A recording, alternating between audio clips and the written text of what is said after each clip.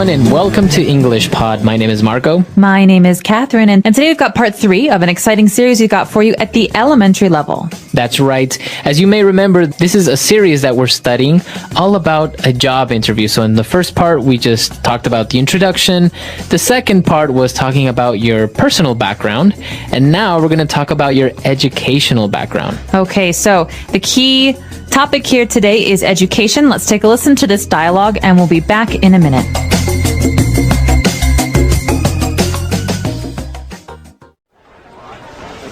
Now, if I look here, I see that you completed a BA in English. Yes, that's right.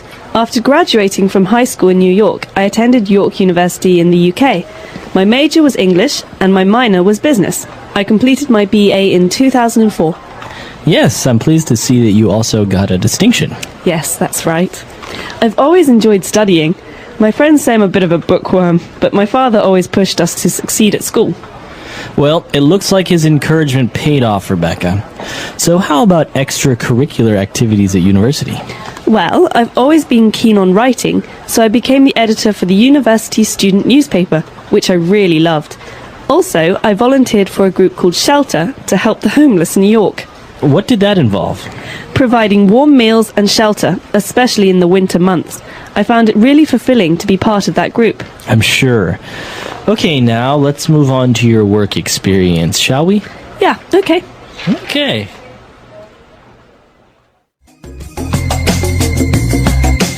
All right, we're back. So the girl was talking about her education, about her university, and she talked about some very interesting words. So why don't we take a look at those and language takeaway? Language takeaway.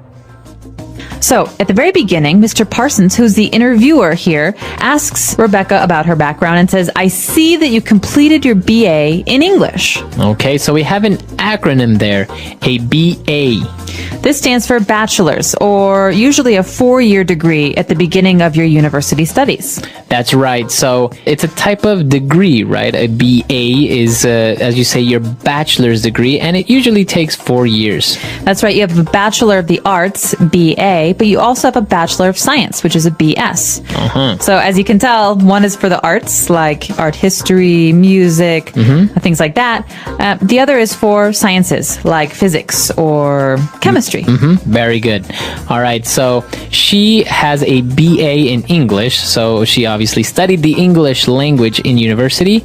Then she moved on to talk about her major and minor. That's right. So, as you know, a degree is not just a degree in the arts in general, but it usually has a focus or an area of focus. So, her area of focus, her major was English. This is the most important part of her studies. So, many of her courses, most of her courses at university were in English. That's right. But she also has a minor in business studies. Okay, that means she also studied business and business studies. That's not as important as her English studies, but it was very much a part of her degree. So let's say that when she was studying in university, 70% of what she studied was related to her major, English, and maybe 30% was her minor, was business studies. That's right. And she goes on to talk about herself and her friends who describe her as a bookworm. This is a really nice adjective and very common in English. That's right. So if you are a bookworm, or you describe yourself as a bookworm,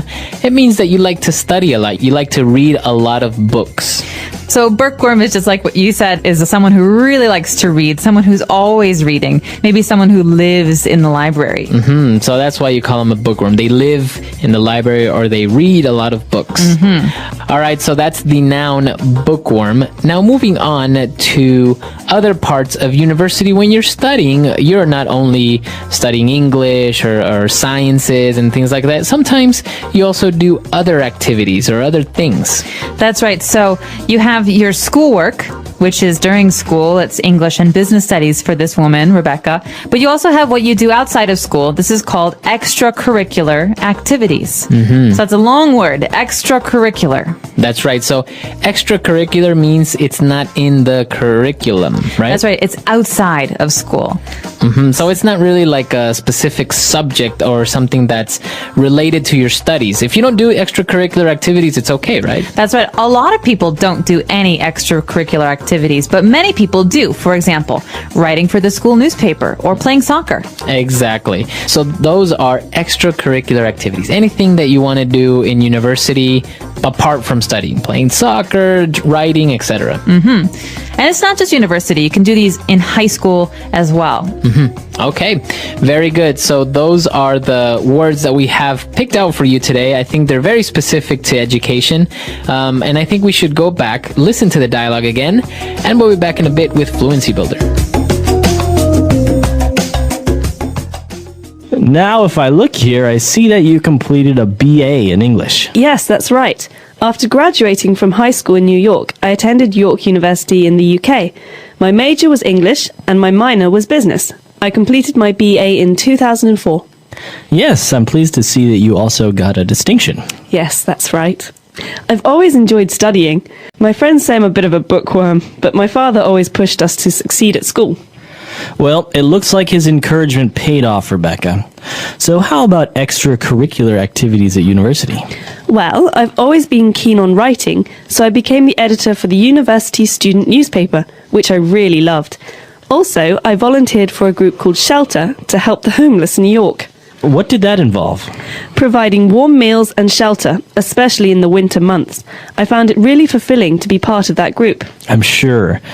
Okay, now let's move on to your work experience, shall we? Yeah, okay. Okay. All right, we're back. So now let's start off with our first phrase on Fluency Builder. Fluency Builder. So Rebecca's talking about her father and her friends, and she says she's a bookworm, but her father always pushed us, that means her and her family members, her siblings, to succeed. And this verb, to push us, to push someone, is very important because it's not the same as like to push a door. Right. So it's not physically that you're pushing somebody. It's actually to motivate somebody or to inspire someone to become better at something. That's right. So to push someone is to encourage them to do something bad. It's not always a good thing. So Right. she was always pushing me to do what she wanted to do, not what I wanted to do. That means someone's always trying to influence you or to get you to do something. Exactly. So as you say, to push someone is to influence them, to motivate them, to encourage them to do something good or bad. Well, and Mr. Parsons agreed with her dad's encouragement, and he said, well, it really paid off. Okay, this is a great verbal phrase, to pay off. This means to have benefits. Okay, so all of your hard work really paid off. So you can see the results. You can see the positive results of your hard work. It paid off. You could even ask someone, all that hard work, did it pay off? Right. So that you're basically asking, was it worth it? Yeah. Okay, to pay off.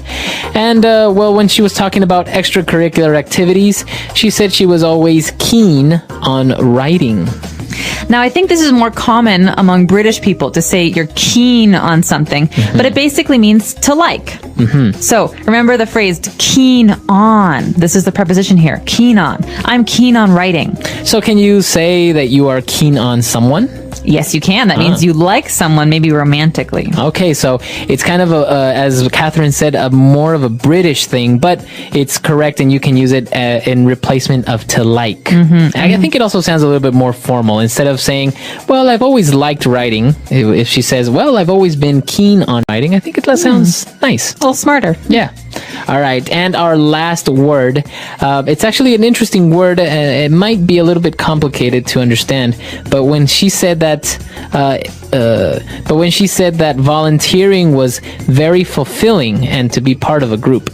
Okay, fulfilling sounds a lot like the word filling, but you shouldn't confuse these two because the meaning is very different, right? So something that is fulfilling makes you feel really good. You maybe you don't make money from it or you don't get a lot of praise from it, but it still makes you feel happy about life or yourself or something. So you get satisfaction. Now notice the pronunciation. You don't say fulfilling.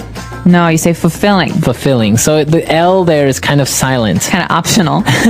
But maybe you could ask someone, what do you find fulfilling in your life? Or you can ask, do you think your job is fulfilling? Yeah. Okay. So a lot of great words there, a lot of interesting things related to education and not so much. Why don't we go back and listen to the dialogue one last time?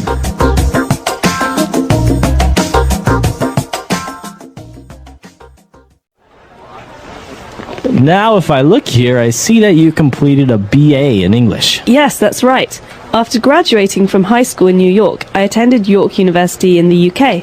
My major was English and my minor was business. I completed my BA in 2004. Yes, I'm pleased to see that you also got a distinction. Yes, that's right. I've always enjoyed studying. My friends say I'm a bit of a bookworm, but my father always pushed us to succeed at school. Well, it looks like his encouragement paid off, Rebecca. So how about extracurricular activities at university? Well, I've always been keen on writing, so I became the editor for the university student newspaper, which I really loved. Also, I volunteered for a group called Shelter to help the homeless in New York. What did that involve? Providing warm meals and shelter, especially in the winter months. I found it really fulfilling to be part of that group. I'm sure. Okay, now let's move on to your work experience, shall we? Yeah, okay. Okay.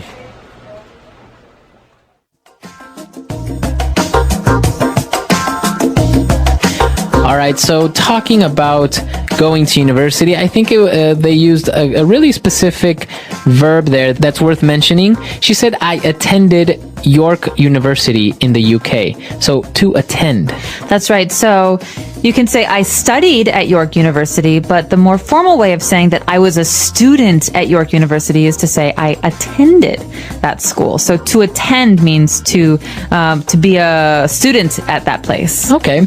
And what about you, Catherine? Did you participate in any extracurricular activities back in college? I did. I participated in a lot of extracurricular activities. I was in the orchestra at my university, and I played in a lot of musical groups. I also was in a discussion group for politics. Oh, wow. And the India-Pakistan dialogue group. And I was in a number of different film clubs. So we would talk about film. And I even helped out at the TV station for my university. Oh, wow. The university had a TV station. Yeah, so all of it was student directed. So basically the students controlled the TV station. That's really interesting. I think these types of extracurricular activities are, as many as these, are maybe not as common in other places, or maybe they're a little bit different. I know, for example, in the U.S. you have all these political ones and a lot of sports and things like that, but you also have very strange, far ones like I don't know, like there's a cooking club, and there's even like a gardening club. I've heard astronomy club. There's all types of extracurricular activities. Well, what's really nice about a lot of American universities is that there are many resources that students can use. And so maybe the reason there's a cooking club is because there are massive kitchens the students can use to cook food and experiment, and even teachers and professors sometimes come to help. So it's a really nice environment because everyone's teaching each other. Right. No, it's very, very interesting. And we're actually curious to know how universities work in your country. Are you able to have a minor in a subject? Because many universities don't offer this option. Right. They just have one major and that's all. Right. Or maybe are you able to participate in extracurricular activities? Like sports or radio or writing? Let us know. Our website is englishpod.com. All right. So we'll see you guys there. Bye. Bye.